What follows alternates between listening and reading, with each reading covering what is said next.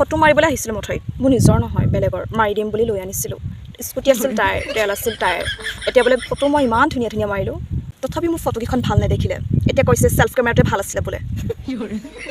ইমান যদি হাৰিয়া আছিলে ইমান যদি বেয়া ফটো মাৰোঁ বুলি জানেই ঘৰৰ বাহনী ঘৰত ফটো নামাৰিলে কিয় ন এই তেতিয়া মঠাই লৈ আহিবলৈ দৰকাৰ নাই নহয় স্কুটি লৈ পিনি ইমান ধুনীয়া ফটো মাৰিছোঁ তাৰপিছতো ভাল নেদেখিলে তাই ছোৱালী চালা আৰু মেকআপটো মই কৰি দিছোঁ কাৰোবাক যদি মেকআপ লাগে পাগলৰ নিচিনা মেকআপ ন কাৰোবাক যদি মেকআপ লাগে মোক কণ্টেক্ট কৰিব মই নাম্বাৰটো দি দিছোঁ 93 নিদিওঁ এতিয়া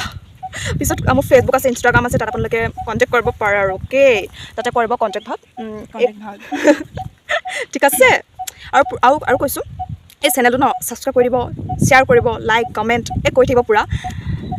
চাই থাকিব পাৰিব পূৰা ৰেগুলাৰ ভিডিঅ' পাব ৰেগুলাৰ ভিডিঅ' দিম মই মানে এলেহুৱা নহয় ভিডিঅ' দিয়াৰ ক্ষেত্ৰত একদম পূৰা আগ্ৰহ নোৱা ভিডিঅ' মই প্ৰতিটো ক্ষেত্ৰতে ভিডিঅ' বনাওঁ কোনোবাই বেছি দীঘল কৰি নাথাকোঁ পিছত ক'ম কিবা কথা থাকিলে